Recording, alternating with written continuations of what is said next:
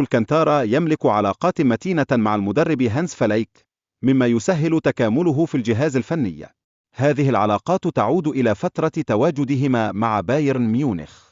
الانتقالات الشتوية تشكل فرصة حيوية لبرشلونة لتعزيز صفوفه، حيث يسعى الفريق لتجنب خسارة لاعبين أساسيين. استراتيجيات الانتقالات ستحدد مصير الفريق في المستقبل القريب. برشلونة يواجه صعوبات في تسجيل داني أولمو ضمن قائمة الفريق، مما يزيد من الضغط على الإدارة. عدم تسجيله قد ينتج عنه فقدان لاعب مهم خلال فترة الانتقالات. رفض رابطة ليغا الاعتراف بعقد داني أولمو يزيد من تعقيد وضعه. هذا الأمر يعكس التحديات التي تواجه الأندية في إدارة عقود اللاعبين وترتيباتهم. جمال موسيالا، نجم بايرن ميونخ، يعبر عن ولعه ببرشلونة منذ الطفولة. هذه الإشارة توضح مدى تأثير النادي الكتالوني على اللاعبين الشباب وطموحاتهم. بايرن ميونخ يسعى لتجديد عقد موسيالا قبل انتهاء الموسم. هذا يبرز أهمية اللاعب بالنسبة للفريق وقلقهم من فقدانه مجانا.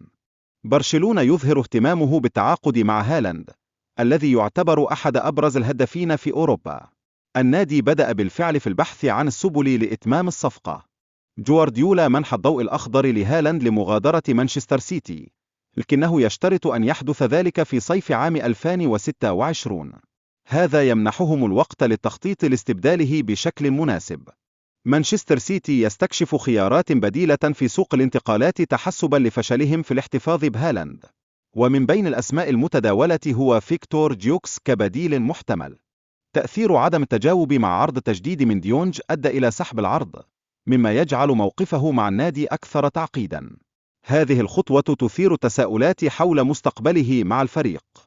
عودة لمين جمال باتت مسألة وقت، حيث لم تؤثر إصابته على الرباط الجانبي الخارجي للكاحل، مما يسهل عملية إعادة التأهيل. استعداده للعودة يعكس عزيمته. تشير التوقعات إلى أن لامين جمال قد يغيب عن المباراتين القادمتين، لكنه يركز على العودة للمشاركة في نصف نهائي كأس السوبر الإسباني.